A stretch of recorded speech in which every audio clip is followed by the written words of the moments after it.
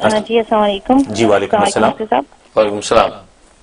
جی مفتی صاحب میرا سوال یہ تھا کہ جب تھینکس گیونگ کے بعد جو بلیک فرائیڈے آتا ہے تو اس بلیک فرائیڈے کو جیسے یہاں پہ لوگ کہتے ہیں کہ بلیک فرائیڈے ہے تو لیکن فرائیڈے کو تو بلیک کرنا ٹھیک نہیں ہے, اس حساب سے آپ کا اس بارے میں کیا خیال ہے؟ اور دوسرا یہ کہ وہ بلیک فرائیڈے میں جو سیل لگتی ہیں تو ہم ضرورت سے زیادہ چیزیں خرید لیتے ہیں, جس چیز کی ہمیں ضرورت نہیں ہوتی وہ بھی ہم لے لیتے ہیں کہ بعد میں کام آئے گی, تو کیا یہ اسراف میں شامل ہوگا؟ تو پلیز ذرا اس کی وضاحت کر دیجیے. جزاک اللہ.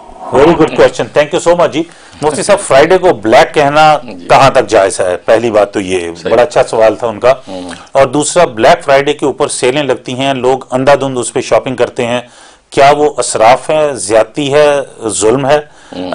کیا اسلامی نقطہ نظر کیا ہے اس بارے میں؟ بہت اچھا پوائنٹ اٹھایا آپ نے بلیک فرائیڈے کا. بلکہ آج کل سوشل میڈیا پہ ایسے کلپس چل رہے ہیں کیونکہ سنا ہے کہ پاکستان میں فرسٹ ٹائم بلیک فرائیڈے کی سیل اس دفعہ لگ رہی ہے, اور پھر یہ بلیک فرائیڈے کا جو عنوان ہے اس کو وہاں پر پھیلایا جا رہا ہے کہ فرائیڈے کو بلیک کہہ دیا, اوہو یہ تو بہت بڑا کفر ہو گیا, یہ کیا خطرناک بات ہے. تو سنا ہے کہ اس طرح کی چیزیں جو ہے وہ سامنے آ رہی ہیں.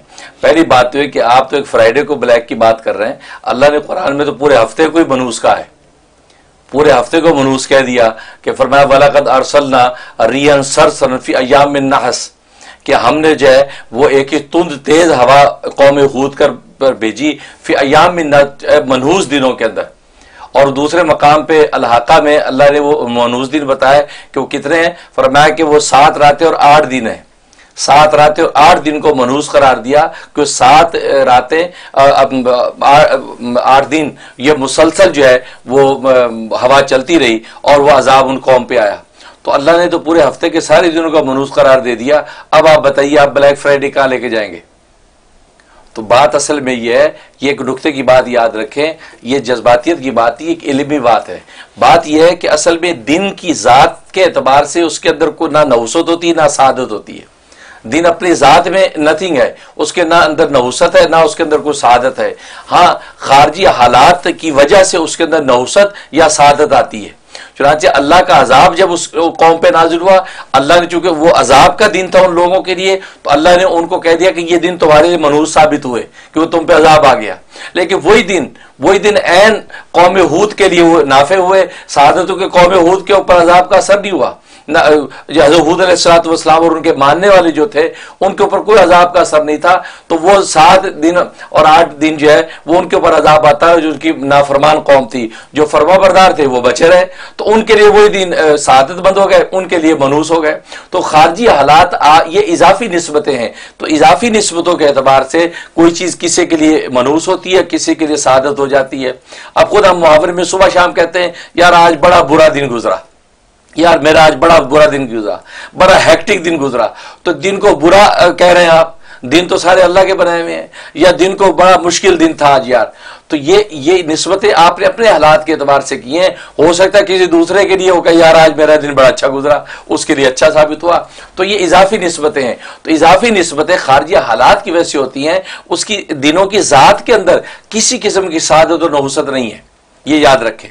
لہذا یہاں پر جو ہے یہ جو بلیک فرائیڈے کہا جا رہا ہے, یہ بلیک فرائیڈے کسی مذہبی تصور کے تحت نہیں کہا جا رہا, بلکہ جب بھی کسی چیز کا عنوان قائم ہوتا ہے اس کے پیچھے کوئی ہسٹری ہوتی ہے.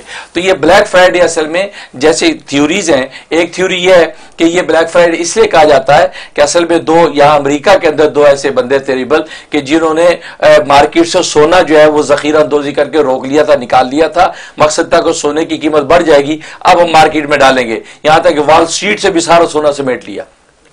اور اس وقت کا جو پریزیڈنٹ تھا امریکہ کا, اس نے جب یہ دیکھا کہ یار یہ تو سونا سمیٹ لیا اور یہ سونا جو ہے وہ اس کا ریٹ بڑھ جائے گا, اس سے اس غیر اندوزی کا علاج اور کاؤنٹر یہ کیا کہ 4 ملین کا سونا مارکیٹ کے اندر اس نے جو پھیلا دیا, جس کے نتیجے میں وہ سونے کا وہ ریٹ نہیں بڑھ سکا. اور ان کے جو ارادے سارے ناپاک ارادے جو تھے مارکیٹ ہولڈ کرنے کے اور ذخیرہ اندوزی کی شریعت میں بھی اجازت نہیں, وہ سارے فیل ہو گئے. تو اس سے اس لیے اس دن کو چونکہ انہوں نے یہ کاروائی جمعے کے دن کی تھی لہذا اس کو بلیک فرائیڈے کہنے لگ گئے کہ یہ بلیک فرائیڈے تھا جس میں انہوں نے اتنی بڑی جو ہے ذخیرہ اندوزی کی اور یہ معیشت کو نقصان پہنچانے کی کوشش کی. تو دیکھیں ایک وجہ تھی جس وجہ سے انہوں کو بلیک فرائیڈے بول دیا, حالانکہ اس پیچھے کوئی شرعی اور مذہبی تصور نہیں تھا. اگر شرعی اور مذہبی تصور ہوتا پھر یہ لوگ اس کو بلیک فرائیڈے کہتے, اب ہمیں کاؤنٹر کرنے کا حق تھا. ہم کہتے نہیں یہ تو بلیک فرائیڈے نہیں ہے, یہ تو ہمارا تو اتنا مبارک دن ہے کہ ہمارے نبی نے اس کو سید الایام فرمایا ہے, ہمارے نبی نے اس کو سب سے مبارک دن فرمایا, اور آخرت کے اندر یہ دن جو ہے یوم مزید ہے, اور وہاں اہل جنت میں جمع ہوں گے, اللہ کا دیدار کریں گے. ہم یوں کاؤنٹر کرتے, لیکن اللہ نے کہ نبی نے شرعی طور پر اس کو عظمت دی.